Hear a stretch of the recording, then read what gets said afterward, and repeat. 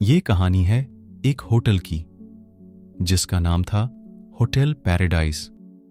Hotel बहुत ही luxurious और देखने में आलीशान लगता था, लेकिन उस होटल में एक मिस्टीरियस सी पेंटिंग थी जो रूम नंबर 99 में रखी हुई थी।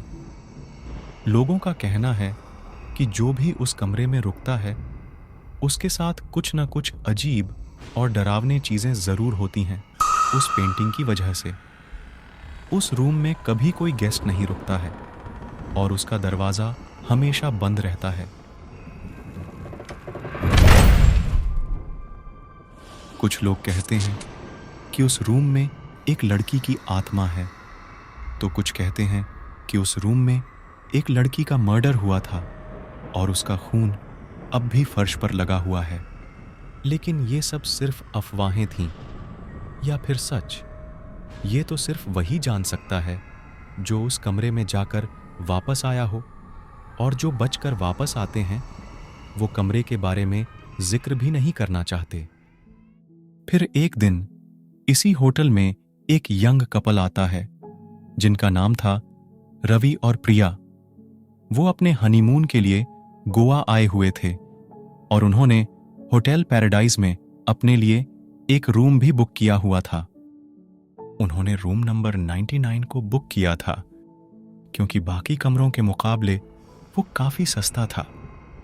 वो दोनों पैरानॉर्मल एक्टिविटीज पर विश्वास नहीं करते थे, इसीलिए लोगों के लाख समझाने पर भी उन्होंने उसी रूम को बुक किया था। वो दोनों होटल में एंटर करते ही सीधा रिसेप्शनिस्ट के पास गए। आपका रूम नंबर 99 है सर। ये लीजिए आपकी रूम की। आपका रूम सेकंड फ्लोर पर है, लेफ्ट साइड में। Thank you. Room number 99। Ravi, 99 तो हमारा लकी नंबर है। हाँ, क्या पता, शायद हमारे साथ कुछ अच्छा होने वाला हो। रवि और प्रिया अपने रूम तक पहुंच गए और उन्होंने उस कमरे के दरवाजे को खोला। उन्होंने देखा कि रूम बहुत ही स्पेशियस और एलिगेंट था। King size bed, sofa set, TV, mini fridge और बैल्कनी के साथ। वाओ, ये रूम तो बहुत ही सुंदर है। देखो ना, बैल्कनी से कितना अच्छा व्यू है। हाँ, सच में। और ये बेड तो बहुत ही कंफर्टेबल लग रहा है। 5 स्टार वाली फैसिलिटी हमें उसके आधे ही दाम में मिल गई। आओ साथ में बैठ के कोई रोमांटिक सी फिल्म देखते हैं। रवि और प्रिया बेड पर बैठ गए और एक दूसरे को प्यार से देखने लगे। फिर उन्होंने टीवी को ऑन कर दिया और कोई एक रोमांटिक सी मूवी देखने लगे। उस टीवी के ऊपर एक पेंटिंग दीवार पर लगी हुई थी जिसमें एक लड़की की तस्वीर थी। वो लड़की बहुत ही खूबसूरत थी, लेकिन वो पेंटिंग काफी अजीब थी। उस पेंटिंग को देखने पर हर बार अलग अलग चीजें महसूस होती। कभी लगता है जैसे उसने मुस्कुराना सीख लिया हो, और उसके अगले ही पल ऐसा लगता कि जैसे वो रोने वाली है। उसकी आंखों में कभी अजीब सा डर छुपा होता है और कभी कोई बात उसको जैसे गुस्सा दिला रही हो। लेकिन हर कोई जब भी उस पेंटिंग को देखता है वो नॉर्मल ही लगती है। प्रिया टीवी देखते हुए, रवि, तुम ना बहुत ही स्वीट हो। I love you very much. Love you too. तुम ही तो मेरी जिंदगी हो। रवि और प्रिया दोनों बहुत खुश थे, लेकिन उन्हें नहीं पता था कि उनकी खुशी शायद लंबे समय तक न टिक पाए, क्योंकि उनके रूम में वही रहस्यमय पेंटिंग थी जिसका जिक्र अक्सर लोग किया करते थे। और इस वक्त उसकी आंखें उन दोनों की तरफ ही थीं। और फिर उस कमरे में अचानक से अजीब चीजें होने लगीं। रूम का फैन अचानक से तेज चलने लगा, लाइट्स फ्लिकर होने लगीं, एसी बंद हो गया और टीवी भी ऑफ हो गई।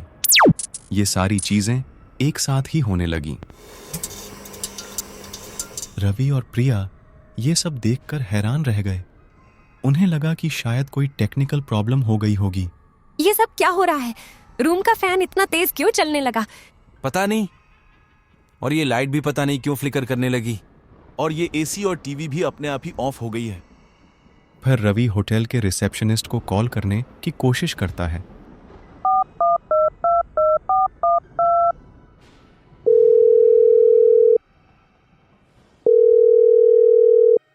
पर पूरी रिंग जाने के बाद भी उधर से कोई रिप्लाई नहीं आता है। होटल तो इतना आलीशान बनाया हुआ है और सर्विस के नाम पे एक कॉल तक नहीं उठाया जा रहा इन लोगों से। रवि, मुझे डर लग रहा है। यहाँ पर कुछ सही नहीं हो रहा। कहीं इस कमरे को लेकर जो अफवाहें हैं वो सच तो नहीं। अरे डरो मत, शायद कोई फ्यूज उड़ गया होगा। मैं अभी नीचे जाके देखता हूँ, तुम यहाँ मेरा इंतजार करना। नहीं रवि, तुम मुझे यहाँ पर अकेला मत छोड़ो, मैं भी तुम्हारे साथ चलती हूँ। अरे अच्छा ठीक है, चलो। रवि और प्रिया अपने रूम से बाहर निकलकर आ गए और फिर लिफ्ट के पास जाकर उसका बटन रवि ने प्रेस किया, लेकिन फ्यूज उड़ने की वजह से लिफ्ट भी बंद हो गई थी। ये लिफ्ट भी बंद हो गई है। लगता है पूरे होटल में ही कोई प्रॉब्लम हुई है। तो अब हम क्या करेंगे? अब हमें सीढ़ियों से जाना पड़ेगा। पर हम तो सेकंड फ्लोर पर है ना, कितना दूर होगा यहाँ से? बस 2 फ्लोर्स ही तो हैं। चलो जल्दी चलते हैं। रवि और प्रिया सीढ़ियों से उतरने लगे, लेकिन उन्हें नहीं पता था कि आगे उनके साथ क्या होने वाला है, क्योंकि वो पेंटिंग उस कमरे से गायब थी और उस पेंटिंग की जगह पर दीवार पर खून के धब्बे थे। और फिर